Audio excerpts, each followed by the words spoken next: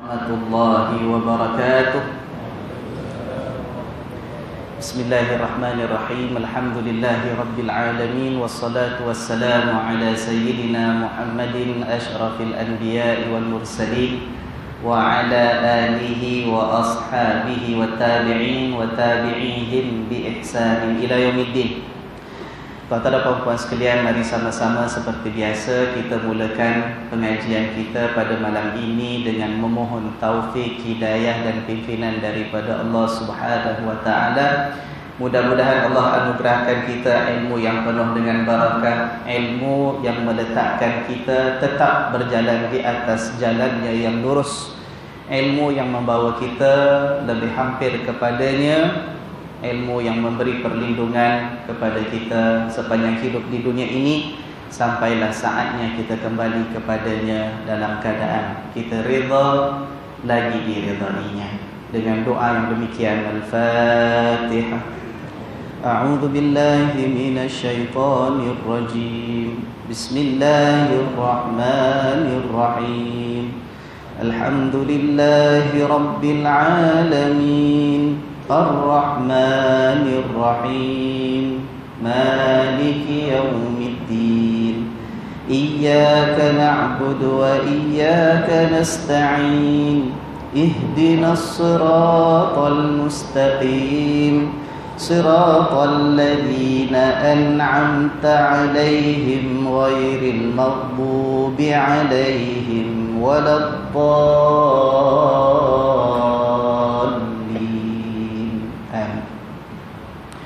Alhamdulillah, syukur kita kepada Allah Subhanahu wa taala. Malam ini kita dikurniakan kesempatan bertemu meneruskan apa yang kita tak dapat sambung minggu lepas, ya.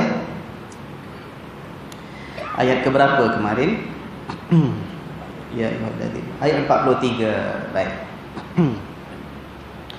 Ayat 43 surah An-Nisa masih lagi. Kita baru baca bahagian pertama ayat tersebut. Masih banyak lagi yang kita belum perhatikan huraian dan maknanya.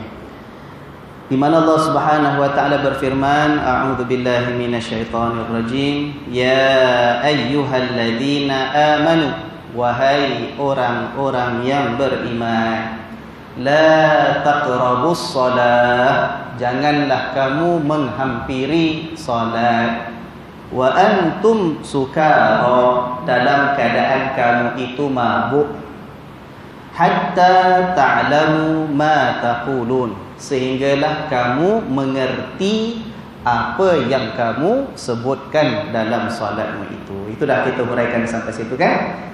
Kita katakan berdasarkan riwayat yang ada, pada satu ketika sahabat yang bernama Abdurrahman bin Auf memberi jamuan kepada beberapa orang sahabat Nabi sallallahu alaihi wasallam. Di antaranya Sayyidina Ali yang menyampaikan kisah tersebut. Sayyidina Ali kata, kita makan sambil kita menjamu selera yang dihidangkan, kita minum arak. Waktu itu arak belum lagi diharamkan oleh Allah. Sampailah waktu solat, mereka berhenti. Sayyidina Ali diminta oleh sahabat-sahabatnya untuk menjadi imam. Lalu di antara ayat Al-Quran yang dibaca dalam salat ialah surah Al-Kafirun. Dibaca, Qul ya ayyuhal kafirun, wahai orang-orang yang kafir. La a'budu ma ta'budun, aku tidak menyembah apa yang kalian sembah. Wa nahnu na'budu ma ta'budun, dan kami semua ini sama-sama menyembah apa yang kalian sembah. Tunggang terbalik maknanya. Sebab dipengaruhi akalnya tadi oleh minuman arak yang diminum semasa menikmati menikmati hidangan. Kemudian Allah Subhanahu wa taala menurunkan ayat yang kita baca. Kata Allah, jangan dekat solat dalam keadaan mabuk. Maknanya para sahabat memahami daripada ayat ini, kalau nak minum pun, sebab belum lagi haram, nak minum pun kalaulah waktu solat itu masih panjang lagi ataupun masih jauh lagi, mereka mengubah amalan mereka. Waktu itu dikurangkan masa mereka minum arak. Mereka hanya minum arak selepas habis solat Isya. Dah selesai salat isyak, subuh masih jauh lagi, malam masih boleh tidur, sampai nanti besok pagi boleh waras semula, waktu itu sahajalah yang mereka minum arak. Tetapi kita dah jelaskan kemarin, ayat ini kemudiannya hukumnya dimansuhkan oleh Allah Subhanahu wa taala. Pengharaman arak itu bertahap-tahap. Dikurangkan kebiasaan orang-orang Arab yang masuk Islam, dikurangkan masa mereka minum arak, sampailah kemudiannya barulah Allah menegaskan bahawa minum arak, berjudi, menyembah berhala, menelek nasib, itu adalah rijsum min amali syaitan, perbuatan syaitan yang kotor. Fajtanibu, maka jauhilah perkara-perkara tersebut. Kemudiannya baru final decision, penghabisan dah muktamad, Allah Subhanahu taala mengharamkan peminuman arak. Itu dah kita huraikan kemarin, ya. Baik. Hari ini kita nak sambung ayat ini. Cuma tuan-tuan, saya harap malam ini kita berikan perhatian. Kenapa? Sebab ada banyak cabang dalam ayat ini yang cuba kita nak lihat, kita nak perhatikan. Saya akan cuba elak daripada kita masuk terlalu dalam, sebab ini di antara ayat yang bila dibahaskan, dikupas oleh para ulama, bercabang hukum-hukum fiqihnya. Ayat satu ini semua ulama pegang sebab dia ayat Quran.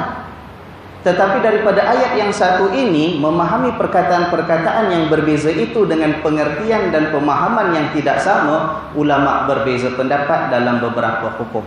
Jadi insya-Allah kita cuba perhatikan, cuba faham. Kalau dapat faham, anugerah daripada Allah Subhanahu wa taala. Tetapi maksud objektif, our lesson plan tonight, the goal is, matlamat pelajaran kita pada malam ini ialah untuk memberikan kita sedikit pengalaman, untuk dapat kita menghargai betapa para ulama itu mempunyai pemahaman yang sangat tajam dalam mengeluarkan pandangan hukum daripada sesuatu nas Al-Quran ataupun hadis Nabi sallallahu alaihi wasallam. To give us an appreciation, bagaimana para ulama boleh keluar pandangan yang berbeza daripada ayat yang sama, supaya akhirnya kita hendak menanamkan dalam diri kita satu kesedaran, penghayatan betapa luasnya ilmu fiqih dalam agama Allah, supaya kita ini dapat memahami kenapa ulama beza pandangan, dan akhirnya kita tidak saling salah menyalahkan antara satu dengan yang lain. Kita pegang dengan mazhab Syafi'i mungkin dalam bab ibadat kita, dalam masa yang sama kita dapat menghargai kenapa mazhab yang lain punya pandangan yang berbeza. Kita saling hormat menghormati, sebab semua ulama pegang dengan ayat Al-Quran Karim, ya. InsyaAllah mudah-mudahan Allah memudahkan urusan kita. Bismillahirrahmanirrahim.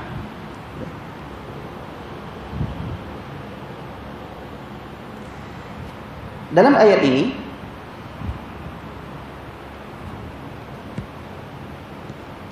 pertama sekali yang kita dah baca kemarin ialah jangan dekati apa? Solat.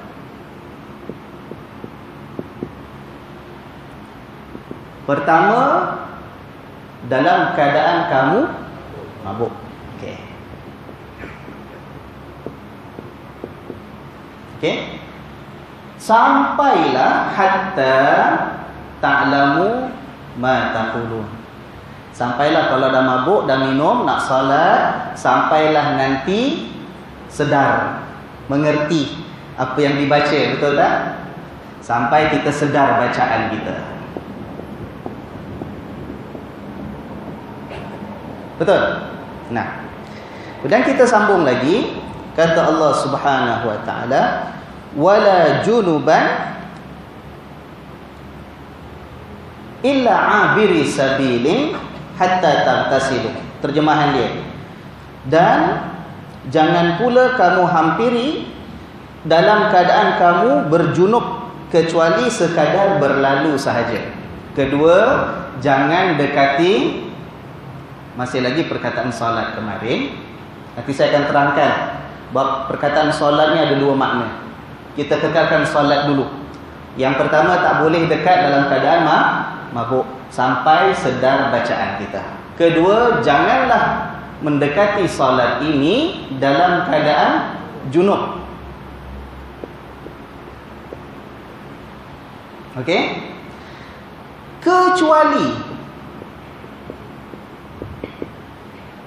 Kecuali apa? Illa abiri sabil. Abiri sabil.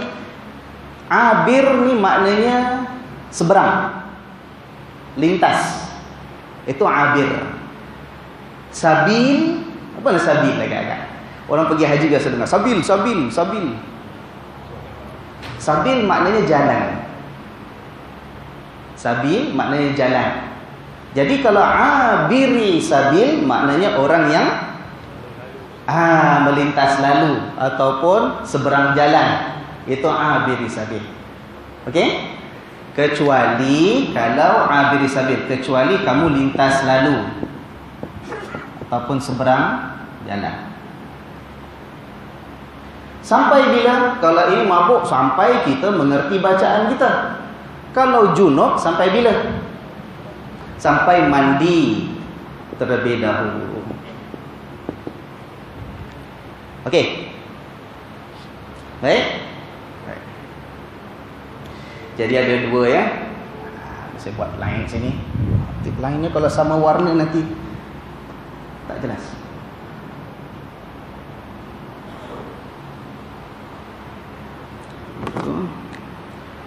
Pertama, jangan dekat salat dalam keadaan mabuk sampai sedar bacaan kita. Bingkuk pun tak apalah. Kedua, jangan dekat salat dalam keadaan junub kecuali kamu seberang jalan, lintas lalu, sampailah kamu mandi terlebih dahulu. Baik. Lintas lalu di sini ada dua tafsiran yang diberikan oleh para ulama. Tafsiran pertama, lintas lalu ini maknanya musafir. Abir sabil, orang yang seberang jalan, maknanya meneruskan perjalanan, yang merentas perjalanan. Abir, merentas, ya, merentas jalan. Jadi pendapat tafsir yang pertama mengatakan kecuali lintas lalu ini ialah orang musafir. Jadi kalau orang musafir, dia dikecualikan, kecuali orang musafir. Kalau tidak musafir, dalam keadaan biasa, kalau junub tak boleh masuk dalam solat, tak boleh kerjakan solat kecuali mandi dulu. Ya kan? Macam kita lah. Kalau junub nak solat, mana boleh terus ambil wuduk saja? Tak cukup. Junub tu maknanya hadas besar kan? Hadas besar, bukan hadas kecil. Kalau hadas kecil tu buang air kecil, buang air besar, buang angin. Dan mazhab Syafi'i kalau sentuh kulit lelaki perempuan yang bukan mahram, ya kan? Itu hadas kecil. Tapi kalau junub hadas besar. Kita kalau hadas besar nak masuk solat wajib mandi. Kecuali kata Allah kalau orang musafir. Okey. Kenapa ya orang musafir diberikan pengecualian? Kenapa orang musafir diberikan pengecualian? Apakah kalau kita musafir, katalah kita musafir, apakah kerana musafir itu sebab sampai kita ni kalau junub ataupun hadas besar kita tak payah mandi kan? Bukan kerana musafir sebab. Kalau musafir sebab maknanya kalau katalah kita makan angin pergi Kuala Lumpur. Sampai Kuala Lumpur kan dah kira musafir.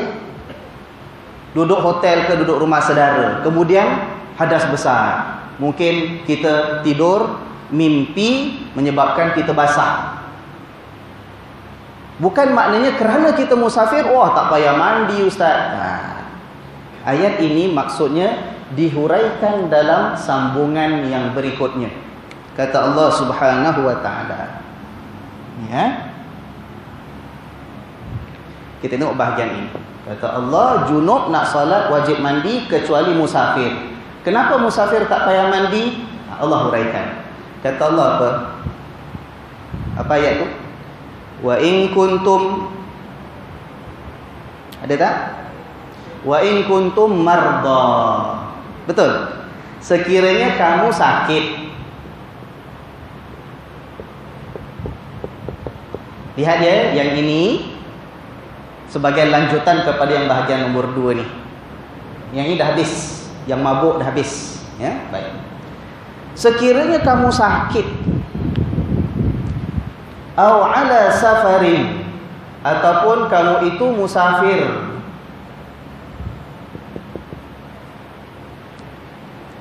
Okey? Au, apa sambungan dia? Au jaa, sambung au jaa. Okey. Minal ghaiti, dan sekiranya kamu datang daripada tempat buang air besar. Ghait maknanya tempat orang buang air besar, tandas. Alah, kesian awak kena pegang-pegang ikut wire itu ke jalan saya. Okey. Au jaa ahadum minkum minal ghaib. Kalau ada di antara kamu yang kembali daripada tandas tempat buang air besar. Okey. Ni kamu dalam keadaan sakit ataupun kamu dalam keadaan musafir. Lalu apa yang berlaku? Kamu buang air. Okey. Buang, macam mana saya tulis ya? Kamu buang air besar. Aula mastumun nisa. Betul tak saya baca? Ataupun kamu menyentuh wanita.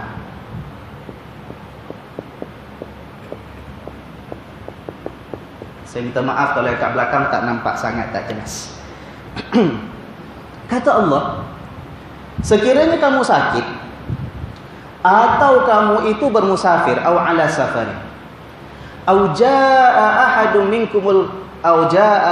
minkum minal ghaid, ataupun kamu itu pulang daripada tempat buang air besar, au lamastumun nisa, ataupun kamu itu sentuh wanita, maknanya berlaku hadas. Ketika kamu sakit ataupun ketika kamu musafir, kamu berhadas. Kata Allah Subhanahu wa taala, falam tajidu, persambungan dia, falam tajidu ma'an, tapi tak jumpa air.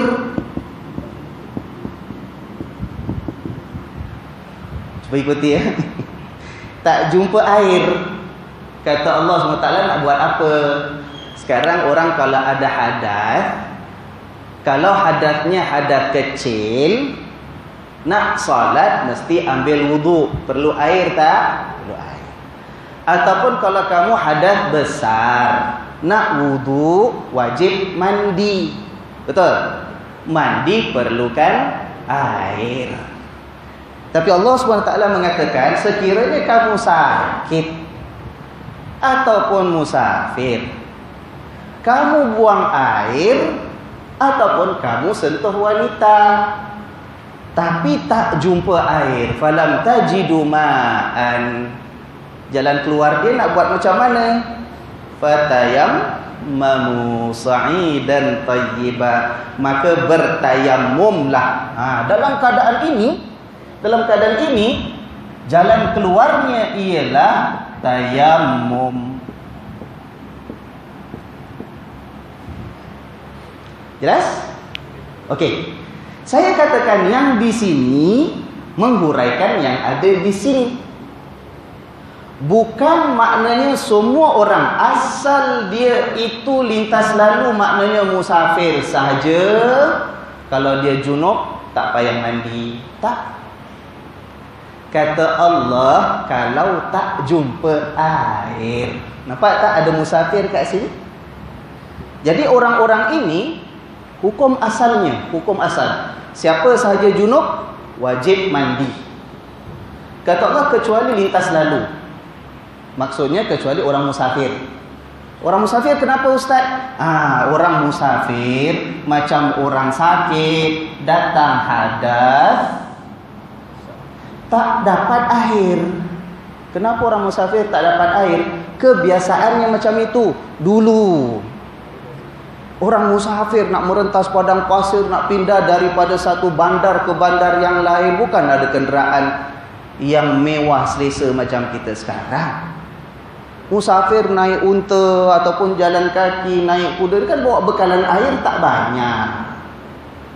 Kalau perjalanan sampai seminggu, air yang ada itu tinggal sikit, cukup-cukup rasanya untuk keperluan minum bagi meneruskan kehidupan. Airnya tak cukup nak buat mandi, ya kan? Cari-cari air lain tak ada, perigi tak ada, sungai tak ada, apa memang tak ada. Hujan pun tak turun, kolam pun tak ada. Nah, dalam keadaan demikian, sebab biasanya keadaan orang musafir susah dapat air, ya kan? Jadi Allah ikat ni, kecuali lintas lalu musafir ini kalau tidak jumpa air, maka kata Allah apa? Tayamum. Begitu kalau orang sakit. Orang sakit di sini, maksud orang sakit tak jumpa air lain daripada maksud orang musafir tak jumpa air. Orang musafir tak jumpa air sebab tidak ada air. Yang ada pun mungkin untuk minum itu sahaja. Okay? Tapi kalau orang sakit, maksud Allah tak jumpa air, maknanya kerana penyakitnya tak boleh kena air.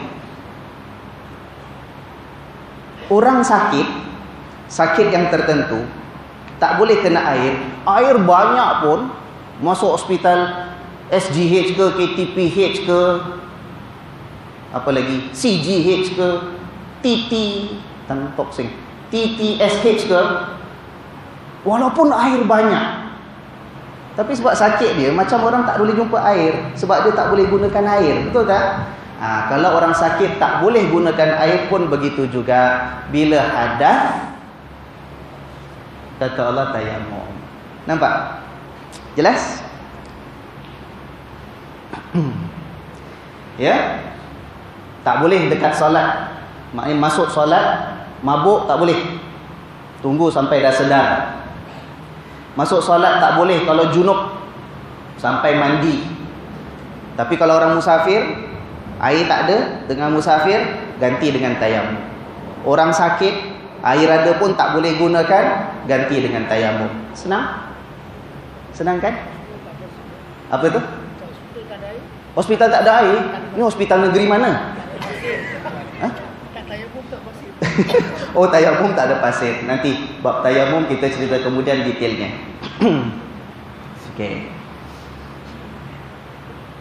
Imam Syafi'i, dan dipegang oleh pengikut-pengikut mazhab Syafi'i, dia tafsirkan ayat ini lain sedikit. Ayat ini sama tau, tapi dia faham kemudian. Dia kata, kecuali lintas lalu, illa abiri sabil. Abiri sabil, lintas lalu ataupun seberang jalan, itu bukan musafir maksudnya. Itu tafsirnya bukan musafir. Kenapa? Sebab dia kata, musafir ceritanya kat sini. Wa in kuntum marda, sekiranya kamu sakit, aw ala safarin, atau ketika kamu musafir, ataupun kamu itu dalam keadaan datang buang air besar, ataupun kamu sentuh wanita lalu tak jumpa air, maka bertayamum. Kata Imam Syafi'i, cerita bagi orang musafir kat sini. Sini bukan cerita orang musafir. Sebab kalau ini cerita orang musafir, ulang 2 kali. Satu ayat takkan cerita orang musafir 2 kali. Nampak tak? Jadi Imam Syafi'i kata, yang bahagian ini, orang junub tak boleh masuk solat sampailah dia mandi dulu, kecuali orang lintas lalu. Orang lintas lalu tu bukan maksudnya musafir. Cerita musafir sini, takkan ulang 2 kali. Faham tak maksud saya? Jadi kalau ini lintas lalu ni, yang lintas lalu ni bukan musafir, habis apa maknanya? Dia kata lintas lalu ni maknanya orang yang melintas. Tahu melintas tak? Bukan orang musafir tau. Orang musafir orang yang menyeberang perjalanan jauh, itu musafir. Abir sabil ni maknanya orang lintas, seberang sikit. Macam katalah Pak Bilal daripada sana pintu Jalan keluar pintu situ. Itu maknanya lintas. Nampak tak? Seberang sikit. Kata Imam Syafi'i, abiri sabil, lintas lalu, itulah maksudnya. Seberang sikit. Pak Imam keluar daripada bilik imam, lintas keluar pintu sana. Itu abiri sabil. Kalau itulah maksud abiri sabil, melintas sedikit, maknanya ayat ini punya maksud yang berbeza. Maka Imam Syafi'i mengatakan maksud ayat ini bukan jangan kamu dekat solat, tapi jangan kamu mendekati tempat solat. Maknanya tempat solat tu apa? Tempat khas untuk solat tu apa? Masjid. Ada ustaz nak bingung ni. Apa ustaz cakap pusing-pusing nak apa. Imam Syafi'i kata lintas lalu bukan musafir. Kalau ini musafir, situ pun musafir, takkan satu ayat cerita musafir 2 kali ulang. Ya kan? Ini ada makna lain. Lintas lalu ialah orang melintas dalam satu ruang. Jadi apa maksud kalau junub tidak boleh dekat solat, kecuali kalau dia setakat lintas lalu. Orang lintas lalu solat tu macam mana lintas lalu solat? Dia kata lintas lalu solat ini maksudnya ialah melintas tempat solat. Tempat solat maknanya masjid. Masjid itu kan ada hukum yang tertentu. Tahu tak? Tuan-tuan, yang kita belajar selama ini, kalau orang yang ada hadas besar, junub, boleh tak masuk masjid, saya tanya? Tak boleh kan? Dia tak boleh solat dan tak boleh masuk masjid. Orang junub tak boleh masuk masjid. Itu maksudnya jangan dekati tempat solat, yakni jangan dekati masjid dalam keadaan kamu junub. Sampai kamu mandi dulu, dah bersih hadas besar ni, baru boleh masuk masjid. Betul tak? Kecuali kalau setakat lintas aja. Contoh, macam mana Ustaz tak terbayang orang masuk masjid junub tak boleh. Tapi kalau junub itu setakat lintas masjid boleh. Contoh, lepas solat zuhur, habis semua salam, dah selesai jamaah, Pak Imam masuk bilik imam. Masuk bilik imam, Pak Imam tidur. Zuhur baru pukul 1:30. Hari ni puasa, tak ada niat, tak ada keperluan nak pergi makan apa, puasa. Tunggu nanti bertugas asar nak jadi imam lagi, ya kan? Tidur dulu kat dalam. Ada aircon kan? Ada aircon kat dalam bilik imam. Tidur. Bangun-bangun tuan, tersadar pukul 3. Rupa-rupanya apa? Ngompol. Pak Imam tah mimpi apa? Mimpi orang dewasa kan? Pak, nak saya huraikan lagi? Tak payah. Pak Imam pun ada juga normal, imam normal. Ya kan? Biasa. Tengah tidur kat dalam. Ngompol. Hadas besar. Dalam tidurnya mimpi sesuatu yang membangkitkan syahwat. Bangun-bangun rupanya mendapati kainnya basah dengan air mani. Air maninya keluar masa tidur. Hadas besar tak? Junub tak? Pukul 3 ni. Pukul 4 nak jalankan tugas jadi imam ni. Ya kan? Wajib mandi tak? Mandi. Tapi sekarang Pak Imam kat sini. Nak mandi pergi mana? Ke sana. Nampak tak? Pak Imam boleh lalu tak? Dia tak duduk ngobrol-ngobrol, bual-bual dengan Pak Bilal kat sini setengah jam lagi pada. Itu tak boleh. Duduk dalam masjid tak boleh. Tapi melintas, cepat-cepat bawa tuala. Nak mandi kat belakang. Melintas. Itu yang kata Imam Syafi'i dalam tafsiran dia kepada ayat ini ialah orang junub hadas besar tak boleh masuk masjid. La taqrabus salat, jangan dekati tempat solat iaitu masjid, tempat iktikaf. Tak boleh masuk kecuali kalau sekadar melintas. Termasuk wanita haid. Ya kan? Ibu-ibu ya. wanita haid boleh masuk masjid tak? Kalau ikut mazhab Syafi'i tak boleh. Bila nak masuk? Nanti bila dah bersih, mandi, baru boleh masuk masjid. Tapi kalau sekadar melintas, katalah ibu-ibu ada yang di belakang datang masjid dengar kuliah, dengar syarahan ke, ada kelas kaum ibu, nak masuk kawasan iktikaf, tak boleh. Bawa anak, tengah duduk dengar kelas, tak ustazah siapa syarahan ke kelas, sekali anaknya lari masuk dalam. Ibu-ibu nak ambil anaknya ni, anaknya dalam dewan solat, tapi ibunya sedang haid. Boleh tak ibu masuk ambil anaknya bawa keluar? Boleh tak? Boleh. Sebab itu dianggap sebagai abiri sabil, lintas lalu kerana sesuatu urusan, tidak berhenti duduk dalam tempat iktikaf tadi. Nampak tak? Itu pengertian tafsiran Imam Syafi'i. Dipegang oleh mazhab Imam Syafi'i, berbeza daripada tafsiran yang pertama tadi. Tafsiran pertama kata ni musafir. Yang ini menghuraikan maksud musafir kat sini walaupun junub, tapi kalau musafir tak wajib mandi. Kenapa? Sebab musafir biasanya tak jumpa air, tayamum. Itu tafsiran pertama. Nampak? Tafsiran Imam Syafi'i dia kata lintas lalu bukan musafir. Sebab musafir ceritanya di sana. Ini cerita tentang orang junub tidak boleh masuk masjid sampai mandi dulu, kecuali kalau sekadar melintas lalu. Boleh faham tak? Sekarang timbul persoalan. Jadi, boleh ke tidak orang yang hadas besar ataupun yang junub ataupun wanita haid, boleh ke tidak sekadar ataupun sekadar melintas di masjid? Mazhab Asy-Syafi'i kata boleh, sebab berdasarkan ayat ini. Mazhab yang lain sebahagian besar kata tak boleh walaupun sekadar melintas. Tak boleh.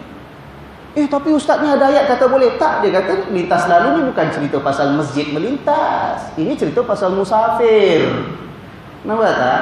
Dia gunakan dalil yang lain. Sebab Rasul sallallahu alaihi wasallam pernah memerintahkan, ada hadisnya, memerintahkan rumah-rumah sahabat yang ada sebelah-sebelah masjid, yang mana pintunya menghadap masjid, Nabi suruh alihkan pintunya arah lain. Kenapa Nabi arahkan ke arah lain? Pintunya tukar. Daripada ngadap betul-betul pintu masjid, ngadap tempat lain. Sebab para ulama memahami bahawa itu menunjukkan Nabi tidak membenarkan, takut kalau ada orang daripada rumah kerana ada hadas besar nak pergi mandi, terpaksa lalu melintas masjid. Sebab itu Nabi kata alihkan pintu. Jangan pintu menghadap masjid. Bila alihkan ke sana, hadas besar dalam rumah nak mandi, keluar pintu sana untuk pergi cari air mandi. Jangan melintas kat masjid. Nampak tak? Jadi jangan pelik. Ini saya nak terangkan. Ada pendapat mengatakan orang hadas besar masuk masjid sama sekali tak boleh. Duduk tak boleh, sekadar melintas pun tak boleh.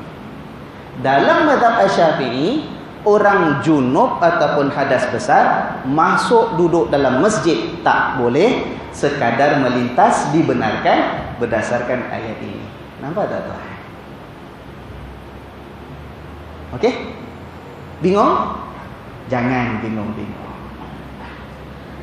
Itu maksud abiri sabil. Hanya satu perkataan ataupun dua perkataan dipadankan. Abiri sabil, melintas jalan. Ada tafsirkan musafir, ada mengatakan sekadar melintas di masjid.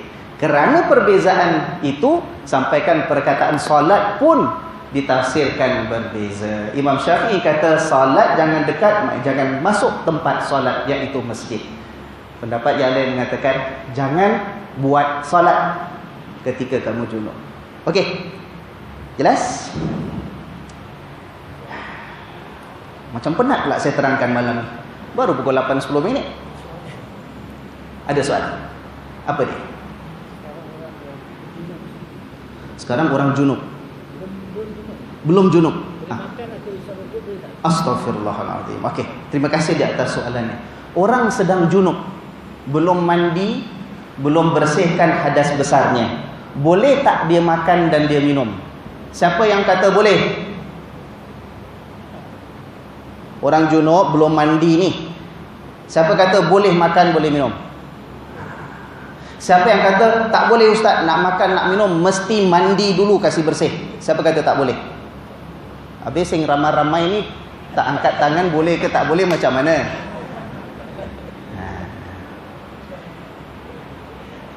Sebenarnya boleh Pak Jusin, boleh, tak ada masalah. Sebab tidak ada dalil setahu saya lah. Kalau ada yang jumpa dalil, harap maklumkan kepada saya. Sekadar ini, saya tidak pernah jumpa dalil mengatakan orang sedang junub hadas besar tak boleh makan, tak boleh minum. Boleh. Solat tak boleh. Masuk masjid, duduk tak boleh. Mazhab Syafi'i kata melintas boleh. Boleh? Baik. Saya nak tanyalah tuan-tuan. Sebab tadi bila tengok macam semua faham, saya nak test satu. Kalau orang tanya, junub ini hadas besar berlaku dengan sebab keluar mani, betul tak? Sengaja ataupun tak sengaja? Sama ada keluar mani tak sengaja, iaitu dalam tidur, ataupun mengeluarkan dengan sengaja, dengan cara apa pun. Sengaja pun hadas besar. Ataupun kalaupun tak keluar air mani tetapi bersetubuh. Ya kan? Kalau orang tanya, apa had setubuh sampai wajib mandi? Sampai berlaku hadas besar. Ini terutama yang muda-muda ataupun yang baru kahwin. Tapi tak mustahil kalau yang dah lama kahwin, cucu 17 pun masih tak faham lagi. Yang namanya bersetubuh sampai jatuh hukum wajib mandi hadas besar tu sampai peringkat mana? Ustaz, tadi malam saya gitu gini, saya kena mandi lah Ustaz. Apa awak gitu gini? Saya tidur, saya pegang-pegang tangan isteri saya lah Ustaz. Sampai pagi bangun-bangun masih pegang tangan dia, tak lepas-lepas. Wajib mandi kan Ustaz? Wajib mandi ke tidak pegang-pegang tangan? Bagus, pandai orang-orang Yishun. Oh, saya bukan setakat pegang-pegang Ustaz, lebih sikit. Ada kucup-kucup. Peluk-peluk, dakap dan kucup. Tapi sekadar itu sampai pagi. Hadas besar ke tidak? Hadas besar sampainya bila? Apabila alat kelamin lelaki, bahagian kepalanya masuk di dalam alat kelamin wanita. Selagi belum masuk kepala alat kelamin lelaki dalam alat kelamin wanita, selagi itu belum hadas besar, tuan-tuan. Jadi jangan asyik nak mandi aja. Save the earth. Water resources is very precious. Okay? Belum. Dan jangan salah faham. Ada orang kata, saya dah gitu gini Ustaz, dah masuk tapi tak ada keluar air mani pun. Walaupun tak keluar air mani, tapi kalau dah masuk, hadas besar. Boleh faham? Ya ke Ustaz, selama ni 20 tahun saya kahwin tak tahu pun. Saya ingat kalau tak keluar air mani tu tak kira sampai hadas besar. Tadi malam pun saya bersatu dengan isteri sampai tak keluar air mani. Habis tak mandi, sampai sekarang belum mandi Ustaz. Ingat tak wajib. Habis masuk masjid, astaghfirullahalazim, tak tahu tak apa. Sekarang dah tahu kan? Kalau ada yang macam gitu tengah duduk dalam masjid, tahu dah buat, ingatkan tak hadas besar. Sekarang dah tak besar, harap beredarlah terlebih dahulu. Duduk kat luar sekejap. Cuba kita tengok siapa bangun. Okay? Boleh? Itu hukum fikir sikit ya. Baik. Baik, kemudian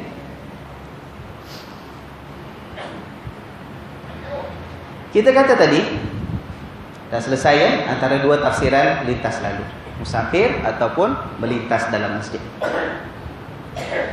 Sekiranya kamu sakit, kata Allah, sakit boleh tayamum. Sakit yang macam mana? Sakit yang tak jumpa air. Sakit tak jumpa air maknanya sakit itu tidak membolehkan dia terkena air. Ya kan? Sakit yang macam mana? Sakit yang mana mungkin bila hadas besar, kalau mandi juga Tah luka apa ke, kepala cedera ke, aksiden ke, apa ke, kalau kena air akan mendatangkan mudarat. Penyakitnya lambat baik, penyakitnya jadi lebih parah. Lebih-lebih lagi kalau penyakitnya tadi boleh bawa maut kalau dia paksa mandi juga, maka ganti dengan tayamum. Ini pernah berlaku kisahnya, ada sekumpulan sahabat dalam perjalanan pulang daripada medan pertempuran sampai satu tempat singgah pada waktu malam.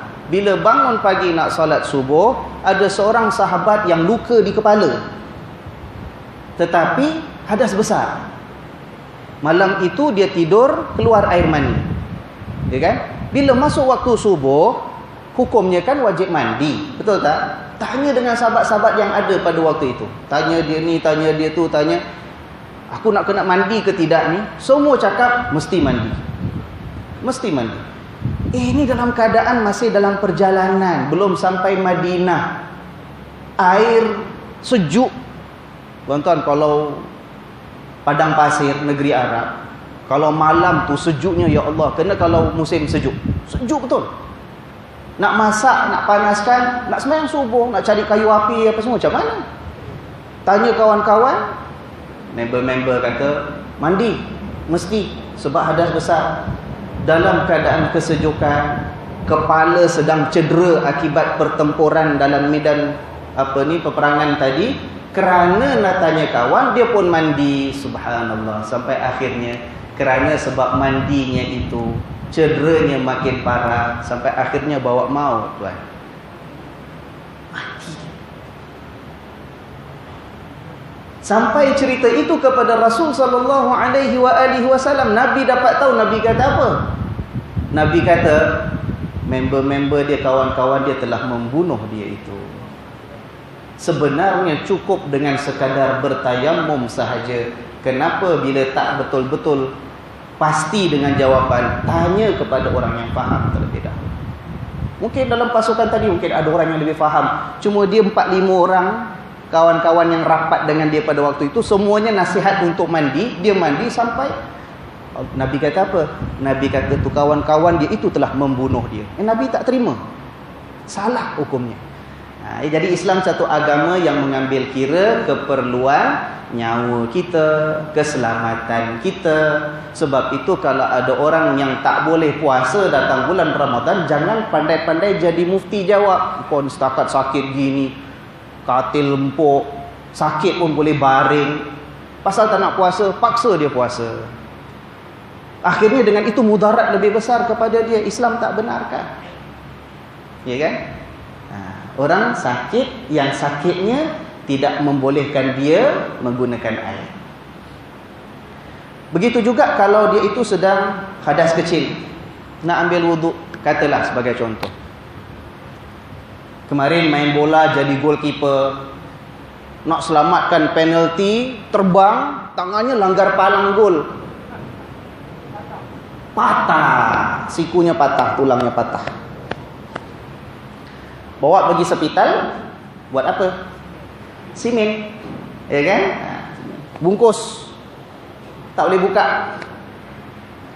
Sekarang tuan, bila nak wuduk, antara anggota yang wajib dibasuh ialah apa? Tangan sampai siku, betul tak?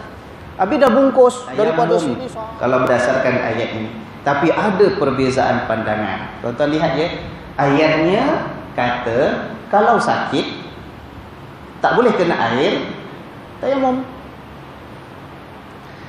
Sekarang ulama beza pandangan. Masalahnya ustaz, yang dia tak boleh kena air sini aja, yang bahagian wuduk yang lain masih boleh kena air. Muka boleh basuh, kepala boleh basahkan, tangan kiri tak ada apa-apa, kaki alright. Yang tak boleh cuma situ aja. Nampak tak? Ulama berbeza pandangan.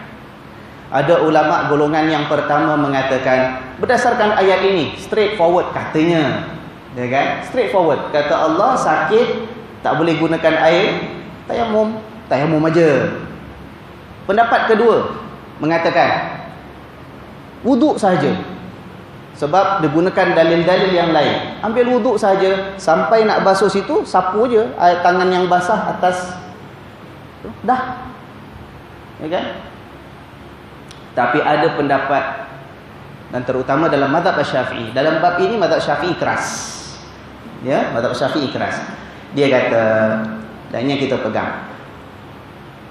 Sebaik-baiknya ialah sebelum dibungkus berwuduk dulu. Wuduk dulu. Baru bungkus. Bila dah bungkus, nak solat, bila sampai waktunya, ambil wuduk macam biasa. Bila sampai nak basuh tangan kanan, tak boleh buka. Bila tak boleh buka, bahagian dalam tak kena, tak apa, sapu aja atasnya.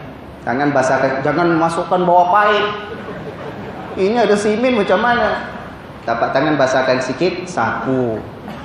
Lepas tu sambung, basuh wuduk macam biasa. Nah, kemudian habis wuduk, ambil tayamum. Kenapa? Ambil wuduk lepas tu tayamum lagi. Tayamum sebagai ganti bahagian tangan yang dibungkus. Sebab yang dalam bungkusan itu tidak kena air. Tak cukup kan syarat wuduknya? Mazhab Syafi'i kata, sebelum pakai, wuduk dulu.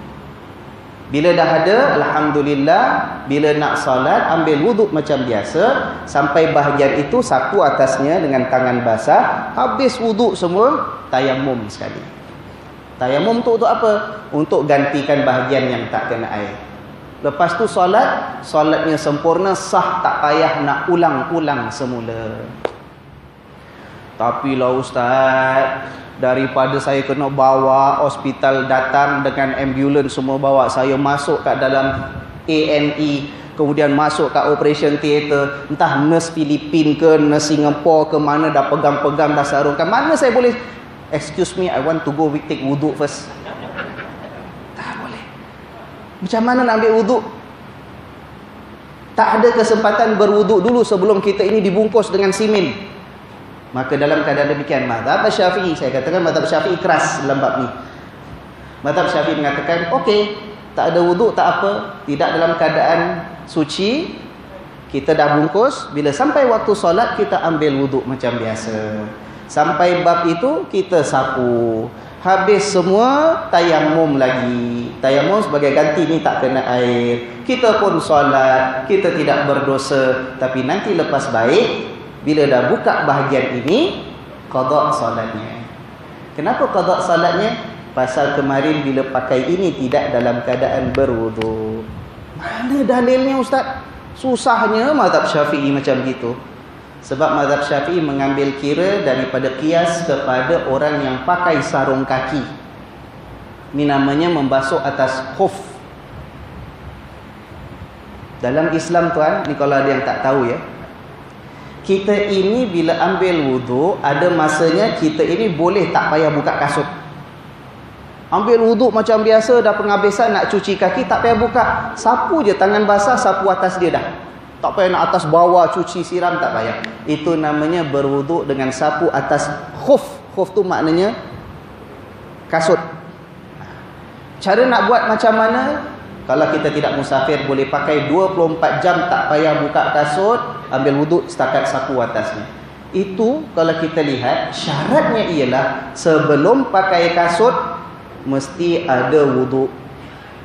Kalau sebelum pakai kasut, tidak ada wuduk, kemudian bila dah jalan, pergi mana-mana, nak ambil wuduk, nak salat, mesti buka kasutnya, basuh seperti biasa.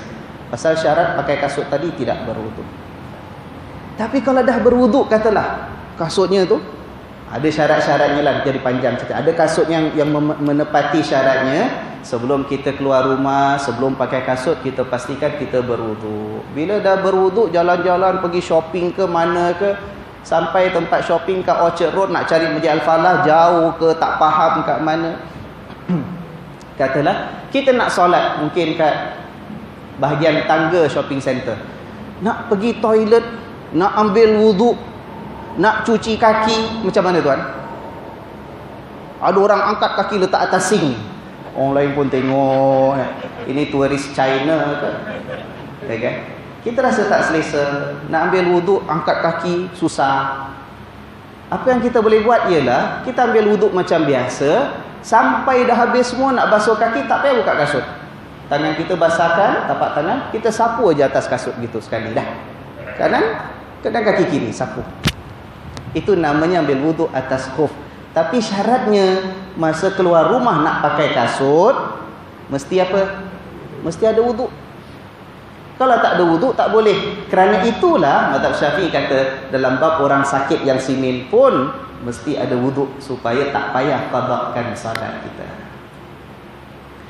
Nah, jadi yang sapu atas khuf senang tak? Senang kita. Katalah kita nak pergi conference kat hotel, tempat kerja antar kita pergi seminar kat hotel daripada pagi sampai pukul 5 petang. Nanti zuhur waktu ada lunch break, lepas tu nak cari tempat solat, nak ambil wuduk macam mana kita bayangkan susah, ya kan? Kat rumah ambil wuduk dulu sebelum keluar, pakai kasut. Jadi nanti zuhur ambil wuduk, tak payah buka kasut. Tapi solat, kasut jangan buka. Kerana bila kita buka kasut sahaja, habis.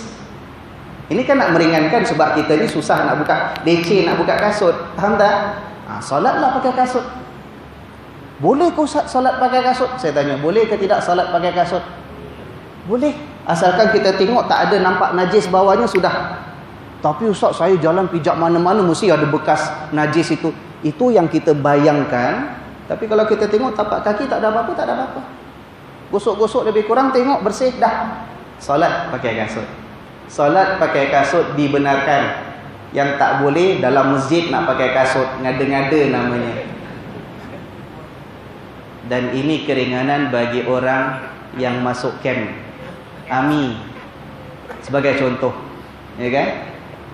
Sebelum start nak kena ada program apa ke, aktiviti apa ke, sebelum pakai boot tu ambil wuduk dulu. Jadi lepas tu bila dah ada wuduk pakai boot, boot tu ikat entah 30 pusing gitu kan. Bila dalam hutan, bila training, ada break sekejap, nak salat senang. Ambil wuduk, cuci macam biasa, tak payah 3 kali. Sekali pun tak apa sebab nak ringkas. Sampai cuci kaki, tinggal sapu je atas tu. Sapu. Dengan tangan basah. Lepas tu salat. Tak payah nak buka boot pun. Orang kata, macam mana Ustaz nak buka boot, pasang balik, nanti platoon komander marah, masa tertinggal. Tak payah buka. Salatlah dengan boot kita. Itu lain cerita ya. Itu masalah pakai khuf. Tapi yang kita ceritakan sekarang, kalau orang sakit, tayamum bila tak boleh kena air. Bahagian yang dah kena simen, bungkus, tak ada masalah. Kalau dapat kita berwuduk dulu, nah alhamdulillah. Sepanjang kita berbungkus, nak salat, wuduk macam biasa, mana yang kena bungkus kita sapukan dengan tangan basah, lepas tu tayamum, selesai salat kita sempurna, tak payah qada. Kalau tak sempat berwuduk dulu, tak apa. Dah bungkus, nak salat, ambil wuduk macam biasa, sapu tangan basah di atas bungkusan tadi, ganti dengan tayamum, salat kita selesai, kita tak berdosa. Nanti bila baik dah buka, ulanglah salat kita berdasarkan mazhab Syafi'i. Tapi jangan pelik, saya kata sekali lagi, kalau dengar mazhab lain, tak macam tu. Tak macam tu. Malah ada yang kata tak payah wuduk langsung. Kalau sakit, tak boleh kena air, ikut pada ayat ni, tayamum terus. Ni pandangan yang berbeza di antara ulama. Kaya tak fikih kita? Kaya.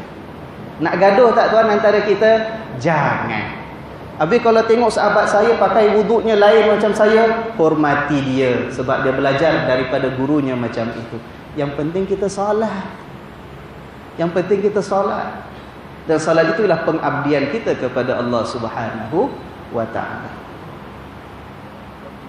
Kalau kita berada di tempat sejuk, bawah paras beku. Nah, kalau kita di tempat yang sejuk bawah paras beku, nak gunakan air, pakailah water heater, panaskan. Kalau tak ada Ustaz, memang tak ada water heater, sejuk sangat, tayamum. Bawa tayamum tu tuan tak susah. Kalau orang sakit di rumah nak tayamum, tak payah suruh anaknya ke pakciknya pergi turun kat bawah cari sembunyi-sembunyi, bawa cangkul, nak isi satu baldi tanah. Buat apa? Kalau wajib mandi pun bukan siram tanah tu satu badan, tidak. Tuan-tuan, tayamum ni mudah. Nak cerita ya, tayamum yang paling susah, paling ketat, pendapat mazhab Asy-Syafi'i. Kenapa saya katakan demikian? Pendapat mazhab Syafi'i mesti tayamum itu dengan tanah yang ada debu. Mazhab Syafi'i kalau kita baca pendapat yang muktamad, ini tak boleh ni. Boleh tak nak tayamum? Whiteboard ni, boleh tak? Kapet ni, boleh tak? Mazhab Syafi'i tak kasih. Dia mesti kata mesti ada debu daripada tanah. Debu daripada tanah. Sebab itu ada usahawan di kalangan asatidzah kita yang berniaga siapkan ada pack debu, ya kan? Supaya ada debunya. Itu untuk memenuhi pendapat mazhab Syafi'i. Itu dah kira paling ketat. Sikit aja, tepuk sikit. Lepas tu jangan tebal sangat, sapu kat muka, sapu kat tangan. Dah selesai. Ada pendapat lain yang lebih ringan lagi, tuan-tuan. Lebih ringan lagi. Tuan-tuan jangan pelik kalau nanti berlayar pergi mana-mana, tengok ada member kat sebelah dalam kapal terbang. Dia nak solat senang aja. Kita adalah pergi bilik air nak basahkan, dah cuba pun tak boleh, baru keluarkanlah satu paket tayamum, debu letak tepuk-tepuk. Dia tak payah. Tempat kerusi depan dia tu tepuk-tepuk, tepuk-tepuk, dah tayamum dah itu. Sebab ada pendapat kata demikian. Bukan mesti debu daripada tanah. Debu mana pun boleh. Debu atas batu boleh, debu atas kayu boleh, debu atas kapet boleh. Tapi itu pendapat mazhab lain. Mazhab Syafi'i keras. Tapi kerasnya pun kita kata ringan juga. Ya kan? Senang. Kat luar tu, katalah batu, kita ada debu. Debu tu mungkin daripada tanah yang berterbangan. Itu boleh. Ini macam bersih sangat, tak ada debu-debunya. Ya kan? Ataupun ambil satu cedok aja tanah yang bersih, tapi jangan tanah liat yang basah ya. Ingat yang ada debu. Kalau ambil tanah liat yang basah-basah tu, nak bikin tayamum tu bukan tayamum, itu face mask. Lain. Tepek satu malam pagi buka, oh cantik muka. Ambil satu, lebih kurang tanah sikit gini, kalau tak jumpa, buat balik dah. Itu ambil sikit tepuk. Jangan tebal sangat, dah tepuk, dah sapu muka, sapu tangan kanan sampai siku, sapu tangan kiri sampai siku. Mazhab Syafi'i. Mazhab Maliki tak payah sampai siku pun, sampai gelang tangan aja. Sapu, sapu, dah. Itu mazhab Maliki. Senang tak? Jadi kalau air salji sejuk sangat, nak panaskan air tak boleh, pakai tayamum apa yang boleh. InsyaAllah Allah mudahkan untuk kita ni mentaati dia dan beribadah kepadanya. Baik. Boleh? Dah 8.30 dah ni. Belum habis tau. Belum habis lagi. Sikit lagi lah ya, saya habiskan. Terus minggu depan kita dah boleh pindah cerita lain. Ataupun orang musafir, kita dah cerita tadi. Orang musafir, ya kan? Musafir kat sini tidak mesti jauhnya jauh dua marhalah yang membolehkan kita jamak kasar. Tak.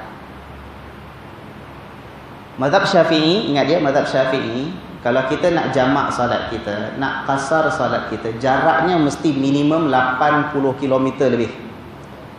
Ya kan? Itu nama dua marhalah. Mazhab yang lain ada pandangan berbeza ulama. Okeylah, saya tak nak pincang panjang-panjang pendapat yang berbeza. Mazhab Syafi'i 80 km lebih. Kalau perjalanannya tujuan tak sampai 80 km, mazhab Syafi'i kata tak boleh jamak, tak boleh kasar. Tapi bab tayamum, dia tak terikat dengan dua marhalah. Kenapa? Sebab orang yang tak musafir pun, jangan kata musafir, yang tak musafir pun, kita duduk kat Yishun, satu masa entah kemarau, na'udzubillah kemarau, macam air tak ada. Air cukup-cukup kita simpan untuk keperluan minum, masak, air tak ada. Walaupun tak musafir, boleh tak tayamum? Boleh kerana ada keperluan. Cuma Allah sebut musafir di sini sebab biasanya orang musafir yang susah dapat air. Tapi kalau tak musafir pun, tak ada air, boleh tayamum. Sebab itu yang boleh tayamum kerana musafir itu tidak terikat dengan syarat dua marhalah. Jadi bermakna kalau kita ni seberang, katalah pergi Woodland, seberang Causeway, masuk JB, entah macam mana satu masa sampai kat JB air tak ada, cari-cari tak jumpa. Ni belum 80 km Ustaz. Walaupun belum 80 km, sebab air tak ada, tayamum. Jelas? Alhamdulillah. Baik, Sikit lagi. Fatayammamu sa'idan tayyiban, bertayammumlah dengan debu daripada tanah yang bersih, famsahu biwujuhikum wa aydikum, dan sapulah debu itu, bukan sapu tanah ya. Saya katakan lagi, bukan sapu tanah, ambil tanah sapu muka kita, tak. Tepuk tangan kita atas tanah sebab nak ambil debunya. Kalau dah tepuk, tengok debunya banyak, pasirnya banyak, tiup, kasih tipis. Sapu muka, sapu tangan kiri sampai siku. Dah. Ya kan? Tangan tu apa? Mazhab Syafi'i kata tangan hujung jari sampai siku. Mazhab Maliki kata tangan hujung jari sampai pergelangan tangan. So mana yang betul tangan ni? Yang itu pun betul, yang ini pun betul. Tak payah gaduh. Ayat yang sama dipegang oleh kedua-dua pendapat. Nampak tak? Ya. Innallaha kana afuwan ghafura, sesungguhnya Allah itu Maha Pemaaf lagi Maha Pengampun. Maknanya Allah mudahkan untuk kita. Yang penting bila sampai waktu solat, kita solat. Itu yang paling utama. Caranya ikut peraturan. Kalau susah ada halangan, ambil keringanan yang diberikan Tuhan. Dah? Sempurna ke tidak ustaz? Allah terima ke tidak ustaz? Macam tak cukup lah ustaz. Innallaha kana afuwan ghafura. Allah Maha Pemaaf, Allah Maha Pengampun. Kita yang banyak menyusahkan agama Allah, sedangkan Allah banyak beri keringanan kepada kita. Alhamdulillah. Jelas? Ini bukan pelajaran fikih ya. Kalau pelajaran fikih nak bincang tentang wuduk, mandi, tayammum, panjang. Ini kita nak ambil ringkasan daripada ayat. Nak melihat akhirnya betapa khazanah yang kita warisi, ilmu fikih yang ditawarkan oleh para ulama itu luas. Jangan kita sempitkan di antara kita. Kerana syurga Allah itu juga luas. Tuan-tuan, kalau kita baca ayat ini, saya nak sarankan, nak faham dia punya spirit, dia punya semangat ayat ini, tuan-tuan baca ayat sebelumnya nanti. Bila kat rumah, baca ayat sebelumnya.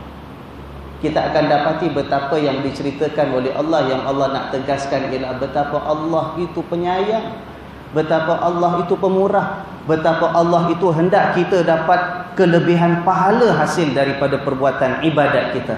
Kita buat sikit pun Allah lipat kali gandakan kebaikan untuk kita. Tapi kalau buat salah, kita buat satu, Allah balas satu. Itu semangat yang Allah nak tunjukkan dalam ayat ini.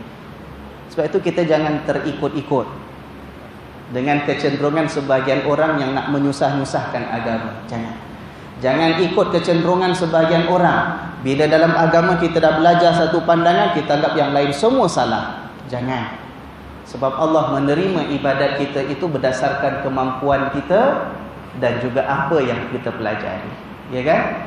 Saya rumus ataupun saya tutup kuliah pada malam ini dengan membawa satu hadis yang diceritakan berkait dengan ayat sebelum ayat ini. Kalau tuan-tuan rajin cari kitab tafsir, kita akan jumpa hadis di mana Allah Subhanahu wa taala pada hari kiamat nanti, Allah Subhanahu wa taala akan perintahkan malaikat, pergi cari di kalangan hamba-hambaku yang walaupun dah masuk neraka, cari di kalangan mereka siapa yang di dalam hatinya walaupun ada mithqala khardalim minal iman, walaupun sebesar titisan kecil pun, sebesar debu ke sebesar, banyak tafsiran dia, debu ke sebesar biji sawi ke, walaupun dalam hatinya cuma ada cebisan kecil iman, kata Allah, keluarkan mereka daripada neraka, masukkan mereka ke dalam syurga. Jadi akan ada orang-orang yang dah masuk neraka tempoh yang tertentu kerana ada iman dalam hati dia, walaupun sebesar biji sawi. Allah kata pindahkan mereka ke dalam syurga. Begitu kasih sayang Allah Subhanahu wa taala. Allah mengasihi hambanya lebih daripada Allah berlaku adil kepada hambanya. Tuan-tuan, faham tak maksud saya? Allah berlaku adil ya, tapi kasih sayang Allah mengatasi keadilannya. Sebab itu kita jangan menyombong seolah-olah syurga itu milik kita. Jangan. Ada orang macam gitu, dah belajar, tengok hadis, wah ini saja yang betul, orang lain salah, ni semua salah. Tak. Ulama punya pandangan yang berbeza antara satu dengan yang lain.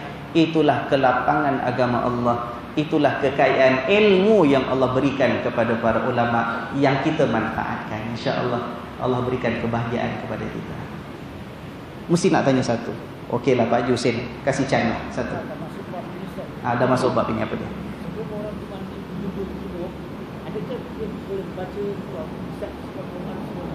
Macam mana? Seorang yang hendak meninggal dunia, orang yang sedang junub baca Quran. Begini, kalau ikut dalam mazhab Syafi'i yang saya pegang, orang junub tidak boleh baca Quran sebab ada nas melarang, kecuali bacaan Quran yang dah biasa menjadi wirid harian dia. Contoh ya, contoh perkataan Bismillahirrahmanirrahim, ayat Quran ke bukan? Bismillahirrahmanirrahim itu salah satu ayat Al-Quran. Tapi kita dah jadikan wirid lidah kita. Bila kita nak mula makan, kan kita baca Bismillah. Nak makan ni, masih junub ataupun wanita sedang haid, nak makan Bismillahirrahmanirrahim. Jadi suami jangan marah. Yang tak boleh tu ayat Quran tu masih haid lagi. Jangan. Itu bukan baca ayat Quran sebagai ayat Quran, tapi ayat Quran itu sudah menjadi bacaan kebiasaan. Contoh, bila seseorang itu dapat sesuatu nikmat, mungkin habis makan ataupun nikmat yang lain, dapat dengar berita gembira, berita baik, dia pun mengatakan apa? Alhamdulillahirabbil alamin. Ayat Quran ke bukan? Surah Fatihah kan? Ayat Quran tu. Boleh tak dibaca alhamdulillahirabbil alamin padahal dia masih haid, ataupun lelaki yang sedang junub hadas besar? Boleh. Sebab waktu dibaca alhamdulillahirabbil alamin bukan niat sebagai membaca ayat Al-Quran. Ya. Wallahu a'lam bishawab. Boleh Pak Haji Hussein? Dah cukup sekadar ini. Minta maaf kerana mungkin terpanjang pada malam ini. Mudah-mudahan ada manfaat kepada kita semua. Kita jumpa minggu hadapan dengan sambungan ayat-ayat yang lain yang mengandungi kisah dan tauladan untuk kemanfaat dan kebaikan kita, insyaallah. Subhanakallahumma wa bihamdika asyhadu an la ilaha illa anta astaghfiruka wa atubu ilaik. A'udzu billahi minasy syaithanir rajim. Bismillahirrahmanirrahim. Wal 'asri innal insana lafi khusr إلا الذين آمنوا وعملوا الصالحات وتواصوا بالحق وتواصوا بالصبر. والسلام عليكم ورحمة الله وبركاته.